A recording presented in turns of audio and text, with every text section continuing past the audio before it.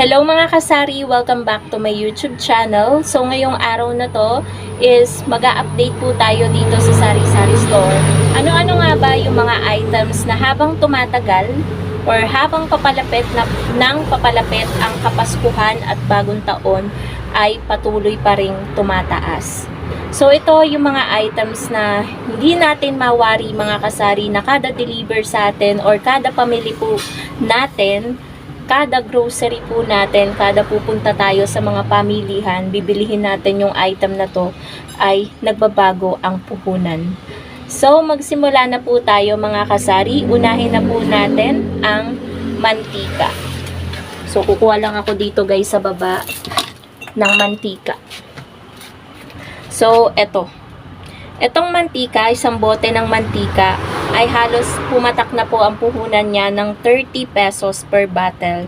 Dahil ang puhunan po nito mga kasari ay 350 pesos na per dozen dito sa aming lugar. At marahil sa ibang lugar mas mataas pa na umaabot pa ng 400 plus sa ibang lugar. Mababa pa nga daw dito sa aming lugar pero natataasan na po ako mga kasari.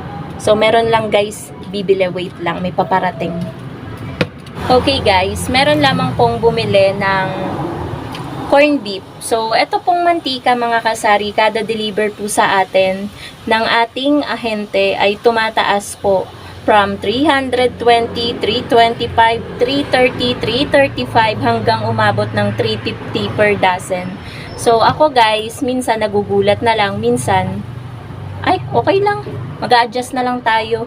So ang bentahan ko na po nito dating 30 nung hindi pa masyadong nagtataas, ngayon 35 pesos. 5 pesos na lang po ang tinutubo ko kada isang bote ng mantika mga kasari. So ibababa ko lang to dito. Ayan. So meron pa akong napansin guys na items na laging tumataas, which is yung mga Nescafe natin. Nescafe stick, mga Nescafe na twin pack, pati na rin yung Nescafe 25 grams. Pero hindi na siya 25 grams eh. Ito. 23 grams na lang po siya. So, pagtingin ko sa resibo, nung namili po ako sa Jim's Grocery, mga kasari. Dati kasi, bentahan ko niyan 25 pesos eh. Kaso nag-adjust ako. Gusto ko kasi sa mga ganyang kape is plus 3 ako. So, pagtingin ko sa resibo, mga kasari, 23 pesos na po yung puhunan. So, magkano lang ang bentahan ko? 25. So, 2 pesos lang yung tubo ko. Eh, hindi naman siya fast moving. So, sabi ko, mag-additional ng piso ako. So, 26 pesos na po yung bentahan ko niyan. At wala namang angal yung mga customer ko. So, ayan guys, oh. May price tag na siya ng 26 pesos. Bukod dun sa Nescafe, yung Great Taste Granules, ito, yung nasa baba, tinaasan ko din po yan. Kasi tumaas din po yan ng piso. From 24 pesos na bentahan ko, nasa 21 lang kasi yung puhunan niya noon eh. So, ngayon 22 na. So, hindi na siya pwede sa 24. Diba sabi ko at least 3. So, 25 pesos na po yung, parang yung dating presyo ng Nescafe 23 grams is napunta dun sa Great Taste Granules. Tapos, nag-additional naman tayo dun sa Nescafe ng piso. Kaya naging 26 siya.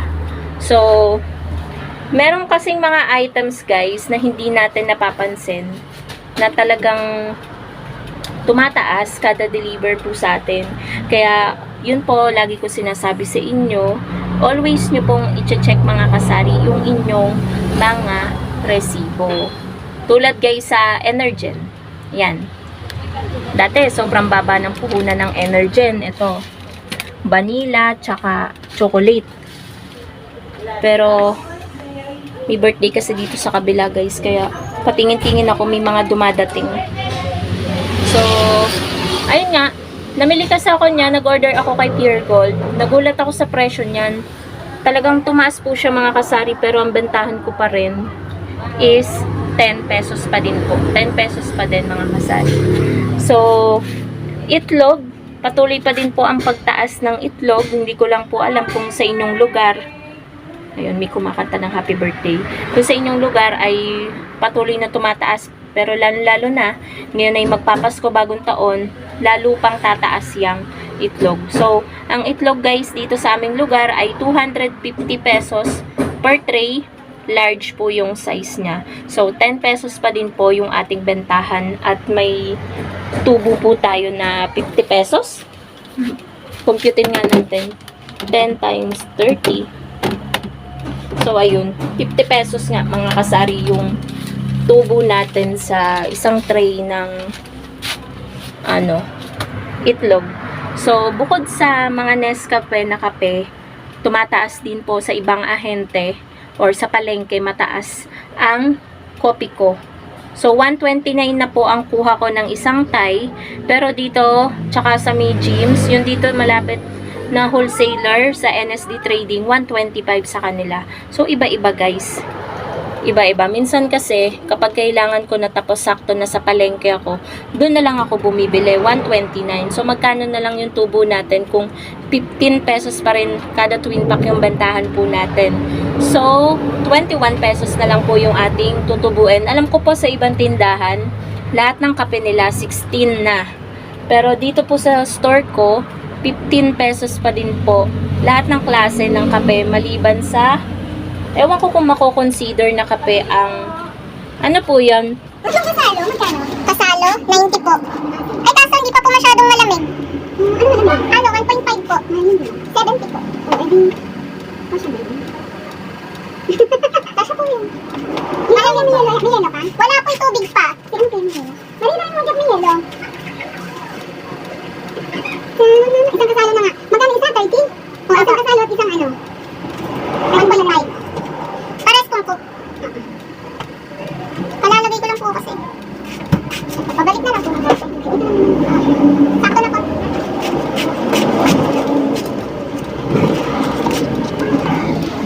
So, ayan guys. Merong bumili ng isang 1.5 at isang kasalo. So, sabi ko, pakibalik na lang nung bote ng kasalo. San ba tayo nahinto? Ano pa ba yung patuloy na tumataas? Ang bigas, mga kasari, ewan ko lang sa lugar nyo, pero dito sa lugar namin, sabi nung kinukuhanan ko, actually, wala na nga silang stock, so baka pagbili ko ulit, tumaas na. 1,375 ang kuha ko ng perfect grain Hasmin. Mataas dito sa kinukuhanan ko, kaya binibenta ko siya ng 62 per kilo pero naintindihan naman ng mga customer, wala namang angal. Kasi kapag sinabing Hasmin, okay lang sa kanila kasi Hasmin 'di ba? Masarap talaga. Masarap naman talaga. Depende kung ano. Hindi kasi siya mga kasari malakas sa tubig. Meron kasi ako ditong bagong bigas kasi nga wala kaming nabili ni partner yung isang araw. Blue Jasmine naman to. So, na-try kong isaing. Hindi siya kagandahan katulad ng perfect grain na Hasmin. Ito kasi Jasmine. J. Yung binibenta ko, Hasmin. Ano siya? H. Iba yung spelling. Ganun. So, patuloy din ang pagtaas ng bigas. So, yan guys mga items. At meron pa pala Nestle cream. Bago kasi ang packaging, kaya alam nyo na, nagtataas talaga kapag bagong packaging. Tulad nito guys. Kuhanin natin. Ayan. Diba, hawak ko na lang. Nestle cream, ito yung bagong packaging. 72 ang puhunan. 72 guys ang puhunan. 250 ml. Same sila. Ito, gagamitin ko na lang. Gagawa na lang ako ng Graham kasi December 31, expired na siya. Ito yung old na packaging. 'Di ba? Ito, 75 lang bentahan ko. Dito, hindi mo siya pwedeng ibenta ng 75 lang. Kasi 3 lang yung ano mo. Magkano lang, 'di ba, ang patong mo? Wala pang 10%. Kaya kailangan guys, kapag malalaki ang puhunan, talagang nag-aano na tayo ng mga percent. Kasi hindi biro yung puhunan. So, ayan, pabago-bago to guys ng presyo. Kaya, always nyo din pong i-check yung inyong mga resibo kada pamili. Kasi lalo na yan, in demand yan mga kasari ngayong magpapasko at bagong taon. Kasi, nagagawa yung mga family ng panghanda nila ng mga minatamis, hindi yan mawawala. Kaya, yan. Lalo na guys, ang mga condense, yan, talagang paiba-iba po yan eh. Pataas ng pataas ang mga puhunan. Yung evap, yung condense, yung Alaska cowbell, paiba-iba po yan na kailang adjust na din po ako dyan mga kasari. So, yan lang naman mga kasari yung mga items na patuloy ang pagtaas sa ating sari-sari store. Kaya, yun nga mga kasari, always nyo pong i-check yung inyong mga resibo. So, yun lang naman mga kasari. Thank you so much for watching. Bye!